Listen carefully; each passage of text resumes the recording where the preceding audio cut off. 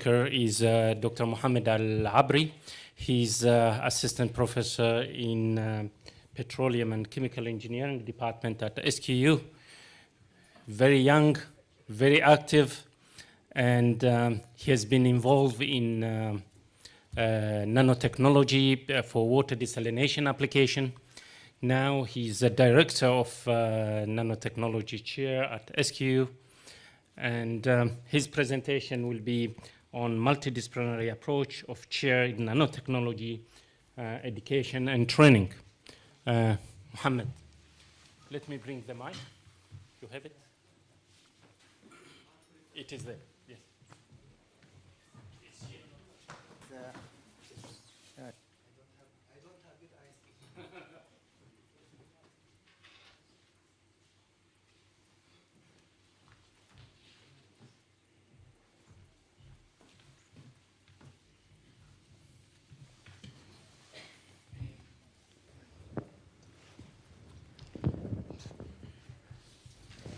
Assalamu alaikum wa rahmatullah.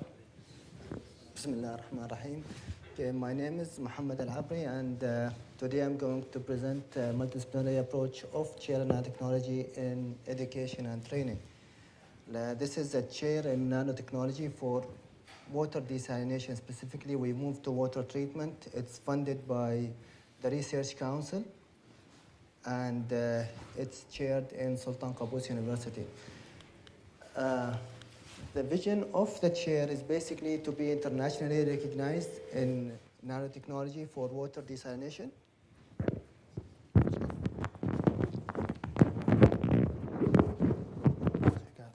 Okay, can you hear me now? Okay. And our mission is basically to promote the application of nanotechnology in Oman and internationally with respect to research, capacity building, and dissemination of knowledge. I'll try to go as fast as I can because it's a bit too long.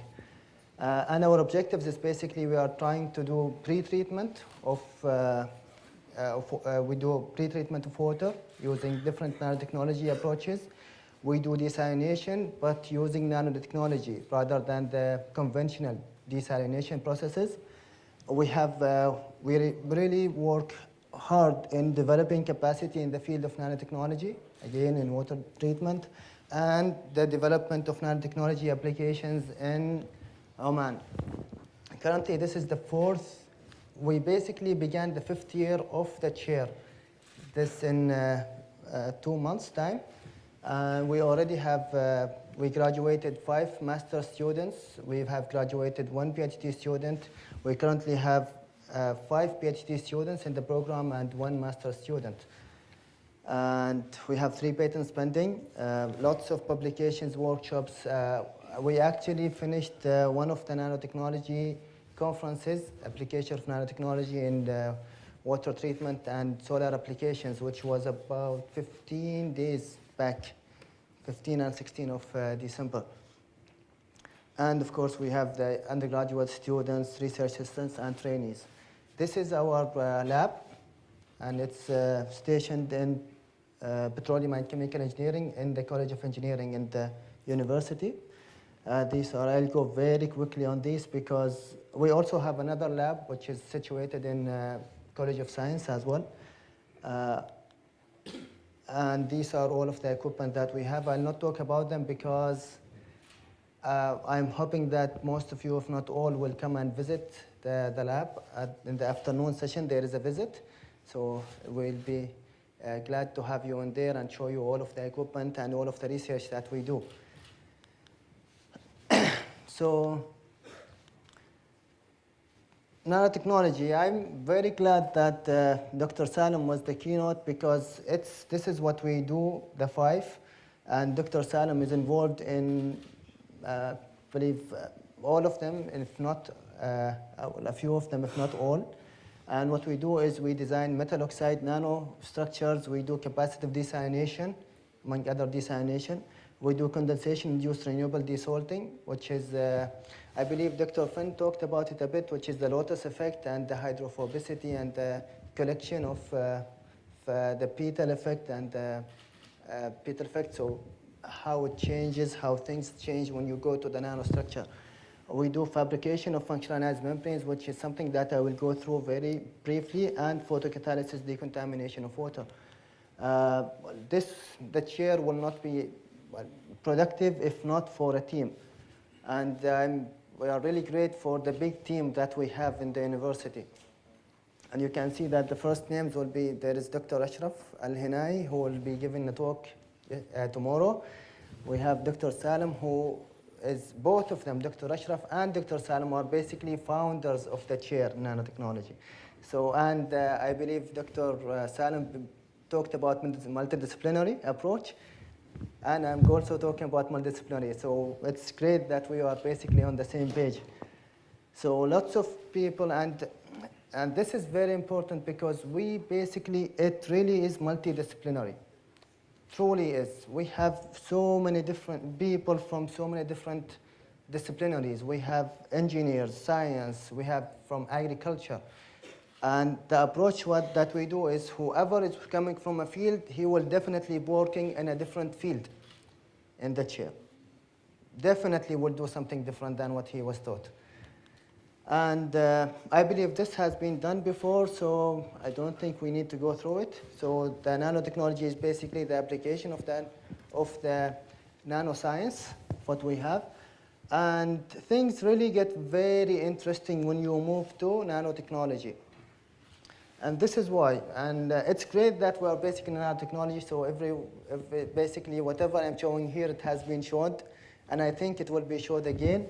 But this is one of the main things that interests us in nanotechnology. It's the surface area, the total surface area that we have. We begin with 1 centimeter cube with a surface area of 6 centimeters, 6 square centimeters, and we end up with 60 million square centimeters if we divide it into 1 nanometer. This gives us a very high effective surface area that we can manipulate and work with. And these all the things that we can use nanotechnology in. We specifically work with water treatment. We don't go through almost all of these except only one. So the field is very huge, very big, and we talk about multidisciplinary in each one of them. And so we concentrate on water treatment, and still it's very multidisciplinary. And now I'll show you why. I wanted to give brief relation between what is taught in schools with what we do in the chair and in SQU. And basically I looked and I asked the help of Faisal Marzouqi and Isa Al-Husseini. Both of them are teachers in chemistry in the Ministry of Education. And I'm very grateful that they really helped. But it will take me hours if I'm going to give examples. So very quick examples. Here we have in chemistry, we have the reaction. They are taught reaction in 10th grade, I think. In 10th grade, they have a reaction, and that's what we do. We do reactions. We synthesize, we do reactions. That's what we do. But we control those reactions. That's nanotechnology. We control them in the nanoscale. If we want to put particles, we will do particles. If we want nanorods, we will do nanorods. In here, you can see the nanorods. If we want cubes, we will do cubes. And this is, again, that is something that is really interesting I found in the curriculum. Here we have this change in structure of sulfur. And basically, here we have the XRD. XRD is X-ray diffraction. And it's basically physics. It's waves. We shine X-ray. We look at the diffraction. We measure the angle, 2 theta. And this is what it gives us. It gives us a trend. We take this trend into a library, and this is what it gives us. This is the structure of the particle what we have synthesized.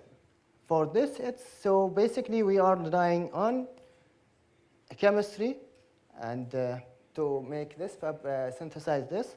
Then we do the knowledge of physics, and of course a library outside that has been done to get the shape of the road that we have.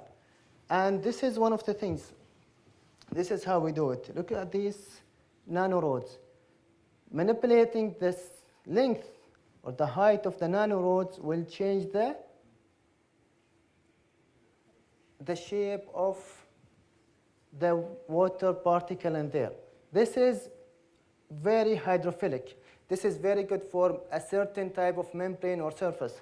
This is hydrophobic. This is a new technology that is being developed and still not really economical, but very interesting for using in desalination. So we can use desalination, water treatment with hydrophilic. We can use hydrophobic, but each one of them is a different process. We also make membranes. This is typical membrane. This is what we have. And this is the structure. This is a SEM, scanning electron microscope. I'm not talking about it, but just to show you. And this is one type, which is very dense, used for a certain treatment. And this is, you can see that it's very fibrous. The pores are very big. Again, each one of them has a different approach and a different use.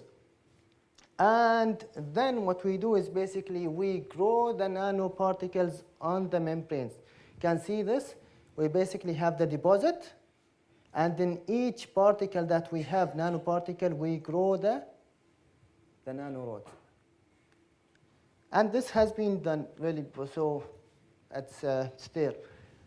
This is reverse osmosis or osmosis. This is what is taught in, I think, 2nd grade, 11th grade. They have osmosis. It's very basic, very interesting. We have the sucrose, which is very big, and we have the liquid. So the sucrose is very large. It doesn't go through the pore. But the water molecules will move on. Now, it's not really reverse osmosis because in reverse osmosis, the pores of the reverse osmosis membrane is between 0.1 nanometer and 5 nanometers. The size of the molecule of the water is about 2.75. 0.275, it's 2.75 angstroms to 0.275 nanometers. So it doesn't really pass through like if you have a bigger membrane. What happens is basically it diffuses through the membrane. That's a whole process. And then we have the why does the water pass but not the salt pass? The salt will also pass if it's not charged. But what we have is we look at this attraction repulsion, which is also taught in school. And this is what we have. We have the membrane is negatively charged. So it's not the structure of the membrane, it's not the mechanical structure where the pores are, it's the charge that we have at the surface. Usually membranes, they change their charge with pH, but these are mainly negatively charged. So why doesn't the sodium pass through? Very simple, because chloride is negatively charged. It will be rejected, and because the chloride is negatively charged and it gets rejected, the sodium will be rejected with it because to keep the system stable. You cannot have a system that is negatively charged and another that is positively charged. And that's the basics of it. And once you know this, you can do the membrane with respect to what exactly is rejected. Is this the sodium? Is it the magnesium? Is it the calcium? Is it the potassium? So many different approaches that you can take. But we are not really working much on reverse osmosis. We are working with capacitive deionization. And what happens with the capacitive deionization is the same process. Again, it's the same what has been taught in schools. We have a positive charge electrode, a negatively charged electrode, and we pass the water in it. What happens? The positively charged ions will go to the negative electrode. The negative will go to the positive, and that's where we have desalination. It's absorption basically. And to regenerate, to remove those, we pass the water, and because there is no charge, the salt will move or will dissolve in the water again. That's what we have, where we have desalination. And this is what we use. Can even use cotton. This is what we have. This is activated carbon. It's very similar to cloth. You can look at it. It's very basic. We need only to put it as a sheet or anywhere we like, and we use it for desalination. But with this, if you look at it in the SEM, look at how much the surface area is that we have in there, in those little fibers. But we didn't stop there. We basically added nanorods in there. So this is, you see, these are the fibers, and we grew nanoparticles in them. Here are the nanoparticles in each one of those threads. And this increases our efficiency, the absorption of the particles, to make it better. And again, still with the nanoparticles, that's absorption. You can look at the structure of what's happening with using different nanoparticles, titania, zirconia, zinc oxide, silica. Each one of them, look at the electric field and what happens in there. So very interesting stuff, and it's basically the same. And the good thing is, RO basically 80% with the problem with reverse osmosis is basically bacteria growth. And so every time if it fails, it's always because of bacteria. We know that most of nanoparticles are really resistant to bacteria. Some of them, they even contaminate. And so this is what we have. This is the well water that we got from Masana'a. You can see the green means it's live. And this is after desalination, very little bacteria, more than 65% removal of bacteria. And of course, it's part of the desalination rather than a pre-treatment. And this is how it happens. It's confusing. I believe part of this is, again, it's a reaction, but a reaction with the bacteria rather than a reaction with the normal reaction that they have. And here we have sunlight. We use sunlight instead of ultraviolet. I believe you've seen some of the advertisements. I think Tanoof did advertisement of ultraviolet for disinfection.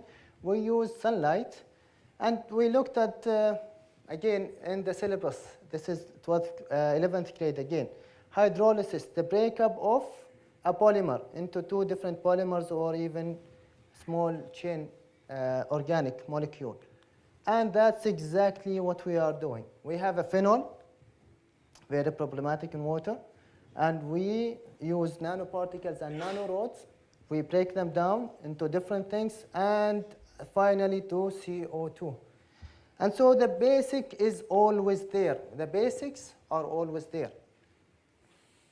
The thing is, it's moving it from the basic science to nanoscience and to nanotechnology. That is really. And so our students, and whoever comes to the lab, we concentrate on the multidisciplinary approach. If you are going to do nanotechnology and water treatment, yes, you are a chemist, but you are going to do disinfection.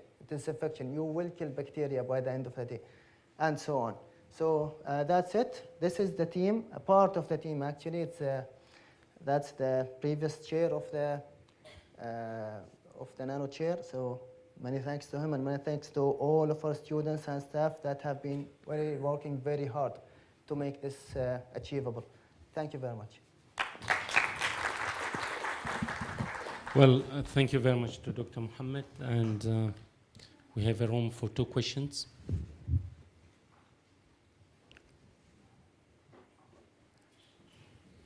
No questions? Yes, please.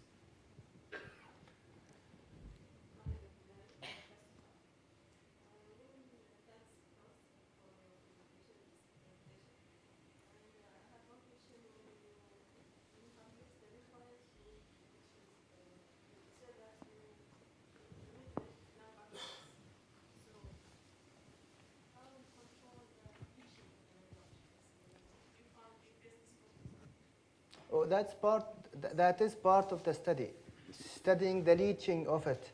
That's part of the study, because that's, again, that's a problem. And we are looking at different nanoparticles, different nanorods.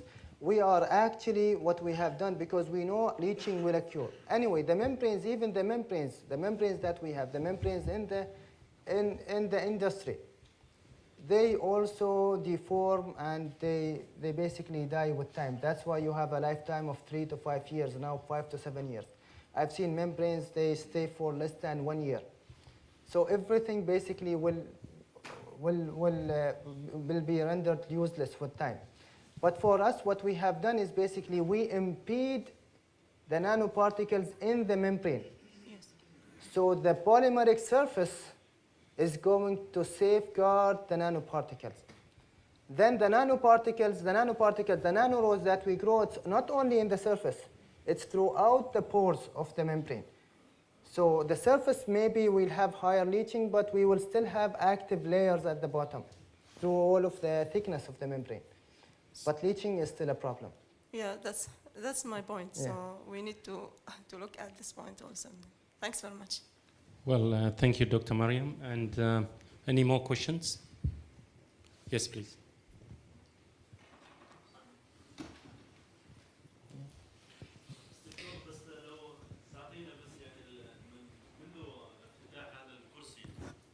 الموجود في جامعة السلطان قابوس، يعني لو تعطينا مثال أو تجربة أو نموذج ممكن أحد الجهات تستفاد من هذا طاقم العمل الجيد الموجود اللي عرضته قبل شوي. هل في بالفعل في تجربة مع أحد المؤسسات الأخرى أو أيضا على مستوى الجامعة؟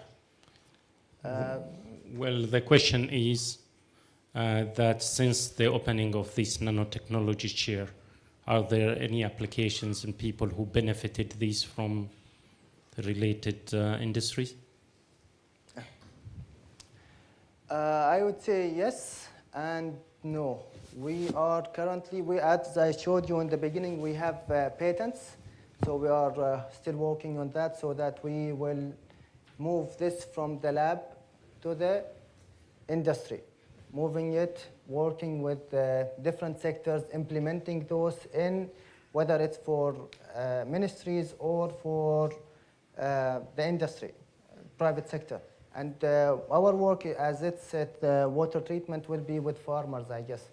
We also, what we do is, again, what we say is we do capacity building. That's very important for us. We have trained more than 30, whether they are from ASEAN private sector ministries. We have teachers. We had from different colleges in Oman. We have from different ministries in Oman.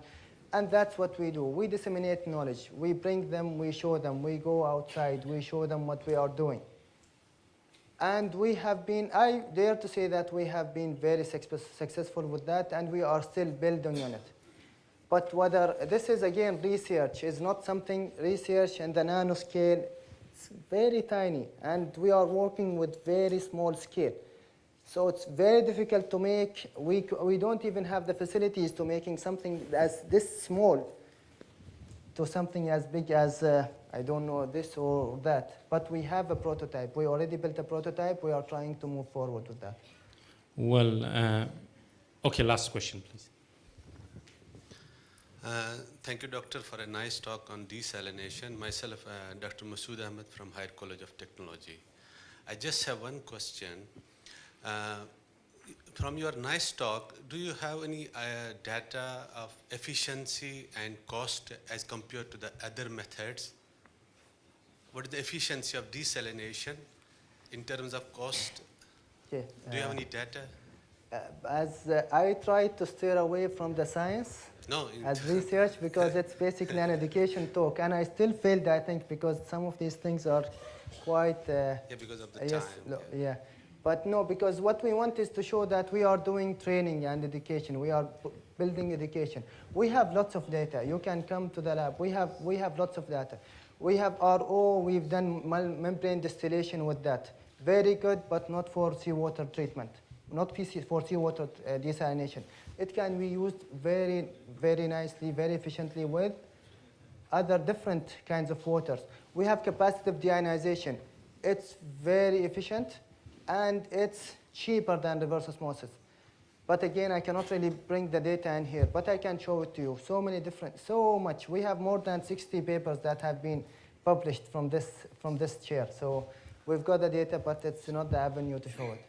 Thank you so much. Thank you. Well, if I can step in on the issue of benefiting from the nano chair, at the moment we are patenting the outcome of this chair, 3 patents at US market.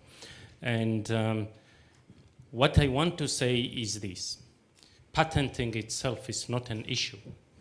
Is what is really transformation or taking things from lab level to commercial level. That is another area completely. You can have hundreds of patents, okay? But none of them, if you're not careful, you have to do economic evaluation if it's needed, a lot of issues, scaling up. So we have plenty of people who are applying through Academic Innovation Assistance Program, students, faculty, with the patents. We are doing that, patent search, patent filing, different markets.